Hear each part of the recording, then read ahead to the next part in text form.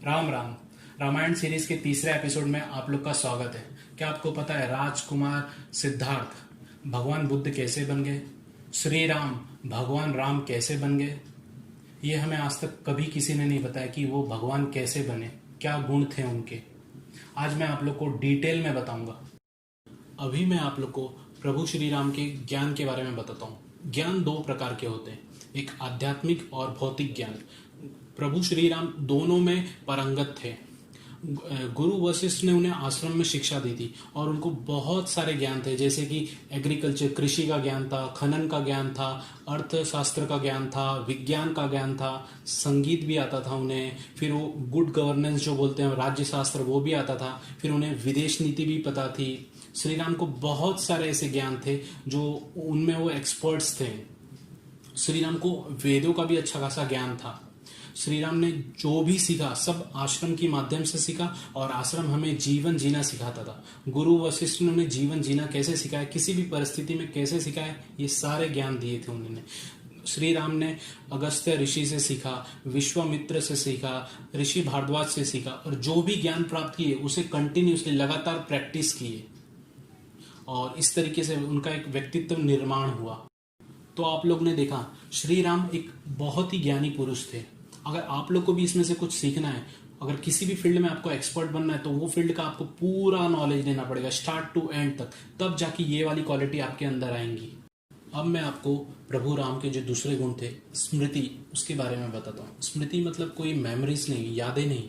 स्मृति मतलब जो हमारा अवचेतन मन में, उसमें हमारे पुराने जन्म के संस्कार और यादें रहती हैं, पर साधारण मनुष्य इसका एक्सपीरियंस नहीं करता है, इसीलिए हम उसे विस्मृति करते हैं। पर आध्यात्म पद पर चलकर हम विस्मृति से स्मृति तक पहुंच सकते हैं। प्रभु राम भी यही एक्सपीरियंस किए थे और आज का विज्ञान भी यह बात को मानता है कि हम अपने पास्ट लाइफ को जान सकते हैं। यही कारण है कि मार्केट में आज लाखों बुक बिक रहे हैं पावर ऑफ सबकॉन्शियस माइंड के नाम पे। पर भारत इस विज्ञान को हजारों सालों से जानता था और इसका इस्तेमाल हमारे देव भगवान करते थे। गुरु वशिष्ठ की कृपा और अनुशासित जीवन और लगातार ध्यान के माध्यम से श्री राम भी अपने पूर्ण जन्म की जो स्मृतियां थी उसे प्राप्त करने में सफल हो जाते हैं और उन्हें अपने इस जन्म का जो उद्देश्य होता है यह स्पष्ट हो जाता है। ऐसे कई महापुरुष जन्म लिए, जैसे कि श्री कृष्ण, महावीर भगवान, गौतम बुद्ध, इन्होंने भी अपनी विस्मृतियों को जागरूक कर ली थी। और हमें भी प्रभु राम से आध्यात्म पथ पर चलकर यह सीखना चाहिए कि हम अपने विस्मृतियों से स्मृतियों तक कैसे पहुंचे और अपने जीवन को कैसे सफल बनाएं। श्री राम का जो तीसरा गुण है वो वीर।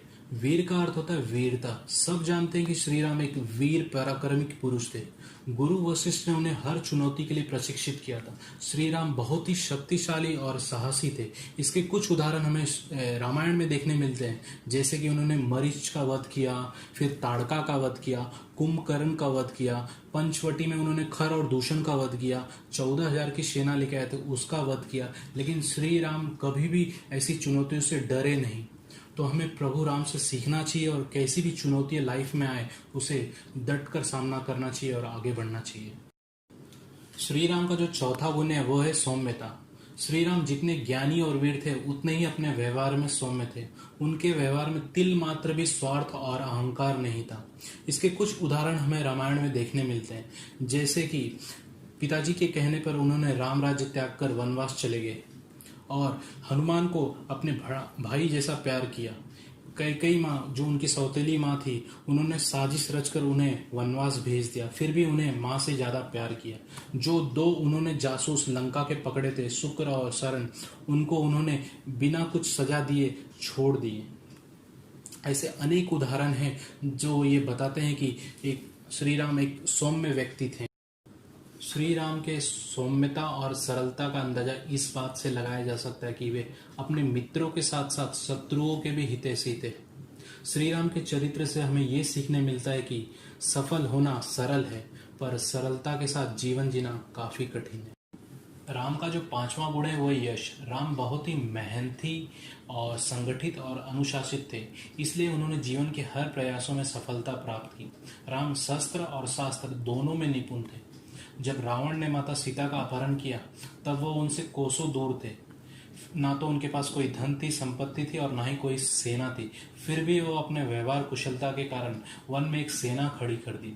तो प्रभु राम से हमें ये सीखने मिलता है कि वे सीमित संसाधनों के बावजूद भी आप अपने व्यवहार कुशलता के कारण किसी भी कार्य में सफलता प्राप्त कर सकते हैं।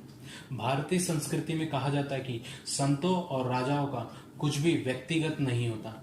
रामायण में हमें ऐसे अनेक उदाहरण देखने मिलते हैं, जैसे कि प्रभु राम ने राम राज्य का त्याग करके भरत को दे दिया, किष्किंधा में बाली का वध करके सुग्रीव को राज्य दे दिया, लंका में रावण का वध करके उन्होंने विभीषण को राज्य दे दिया।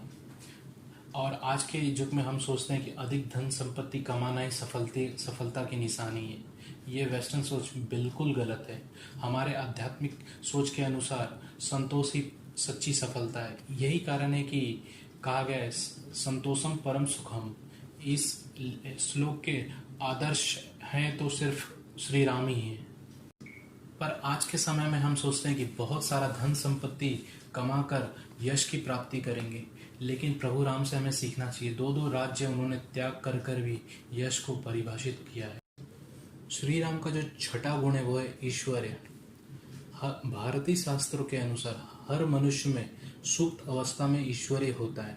मनुष्य चेतना जब उस ईश्वरीय चेतना से जुड़ जाती है तो उसे योग्य कहते हैं और व्यक्ति योगी बन जाता है। प्रभु राम भी निरंतर प्रयास से योगी बन गए थे। योगी व्यक्ति स्वभाव से ही वैरागी होता है। वैराग्य का अर्थ होता है अपने कर्मों की फल की अभिलाषा से मुक्ति पाना।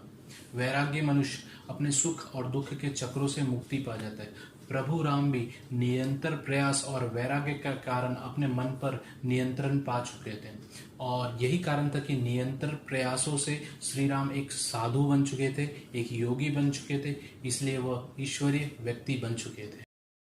तो मैंने आप लोग को आज प्रभु राम के 6 गुण बताए। वीर, स्मृति, यश, ऐश्वर्य, सौम्यता और ईश्वरीय। ये 6 कोई सामान्य गुण नहीं, ये गुणों के समूह को कहा जाता है भग, और जो व्यक्ति इस गुणों को धारण करता है उसे कहते हैं भगवान।